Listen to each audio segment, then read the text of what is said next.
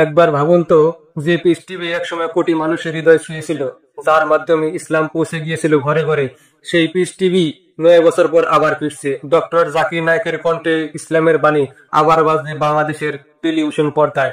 কেন বন্ধ হয়েছিল, কিভাবে ফিরছে, আর কারা এর পিছনে সক্রিয়, সব খুলে বলবো আজকের এই ভিডিওতে। শেষ পর্যন্ত থাকুন, কারণ এই খবর শুধু ইসলামিক না, এটা বাংলাদেশের নতুন রাজনৈতিক বাস্তবতার প্রতিশ্রুতি। যা শুনে হয়তো অনেকের মুখে একটা কথাই বের হবে, সুবহানাল্লাহ। অবশেষে আল্লাহর দিন প্রচারের দরজা আবার খুলছে বাংলাদেশে। হ্যাঁ, ঠিকই ধরেছেন, ফিরছে পিস টিভি। এক সময় এই চ্যানেলটি কোটি কোটি মুসলমানের হৃদয়ে জায়গা করে নিয়েছিল। পিস টিভির হাত ধরে ঘরে ঘরে পৌঁছে গিয়েছিল ইসলামের শান্তির বার্তা। শুধু বাংলাদেশ না, পুরো বিশ্ব জুড়ে পিস টিভি ছিল অগণিত দর্শকের প্রিয় চ্যানেল। কিন্তু 2016 সালে হঠাৎ করে বাংলাদেশে বন্ধ করে দেওয়া হয় ডক্টর জাকির নায়েক প্রতিষ্ঠিত পিস টিভির সম্প্রচার, এবং তারপরে কেটে গেছে পুরো 9টি বছর। তবে এবার বদলে যাচ্ছে বিশ্বপট। নতুন রাজনৈতিক বাস্তবতায় ফেরার আলো দেখা যাচ্ছে পিস টিভির সম্প্রচারে। 2016 সালের 1 জুলাই বাংলাদেশে ঘটে যায় ভয়াবহ গুলশান হোলি আর্টিজান হামলা। সেই হামলায় 22 জন বেসামরিক মানুষ নিহত হন। আর ভারতের কয়েকটি গণমাধ্যম তখন প্রচার করতে শুরু করেছিল একজন হামলাকারী জাকির নায়েকের বক্তব্য শুনেই উগ্রপন্থায় জড়িয়ে পড়েছিল। এই অজানা অপ্রমাণিত অভিযোগের পরেই তৎকালীন প্রধানমন্ত্রী শেখ হাসিনা ভারতের দেখানো পথে হাঁটেন এবং হুট করেই বন্ধ করে দেন পিস টিভি বাংলার সম্প্রচার। শুধু তাই নয়, বাংলাদেশে ডাউনলিংক পারমিশন বাতিল করা হয়, ফলে কেবল অপারেটররাও চ্যানেলটি বন্ধ করে দেয়। একই সময় ভারতের মোদী সরকার ডক্টর জাকির নায়েকের গবেষণা সংস্থা ইসলামিক রিসার্চ ফাউন্ডেশন বাতিল করে দেয় এবং তার বিরুদ্ধে তদন্ত শুরু হয়। বাধ্য হয়ে জাকির নায়েক দেশ ছেড়ে মালয়েশিয়া চলে যান।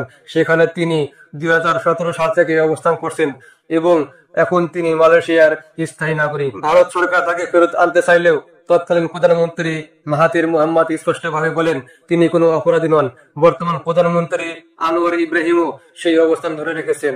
এখন বাংলাদেশের রাজনৈতিক বাস্তবতা একদম বদলে গেছে।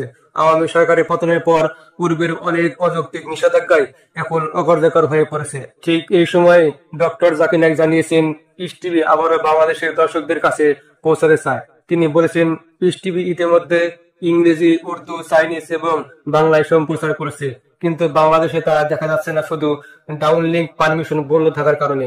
তার বক্তব্য অনুযায়ী পিস টিভি চ্যানেলের সম্প্রচার কখনোই বন্ধ হয়নি, শুধু বাংলাদেশ ও ভারতের কেবল অপারেটররাই তা বন্ধ করে রেখেছে। ডক্টর জাকির নায়েক জানিয়েছেন বাংলাদেশে পিস টিভি পুনরায় চালু করার জন্য আনুষ্ঠানিক আবেদন করা হয়েছে। তিনি আশা প্রকাশ করেছেন নতুন সরকার দ্রুতই এই বিষয়ে ইতিবাচক সাড়া দিবেন এবং ইনশাল্লাহ আগামী 2 থেকে 3 সপ্তাহের মধ্যেই বাংলাদেশে আবার চালু হতে পারে পিস টিভি বাংলা। এক অনুষ্ঠানে ডক্টর জাকির নায়েক বলেন 6 মিলিয়নের বেশি বাংলাদেশি আমার ফেসবুক পেজ অনুসরণ করেন। আমি বাংলাদেশের মানুষকে ভালোবাসি এবং তাদের ভালোবাসায় আমি আপ্লুত।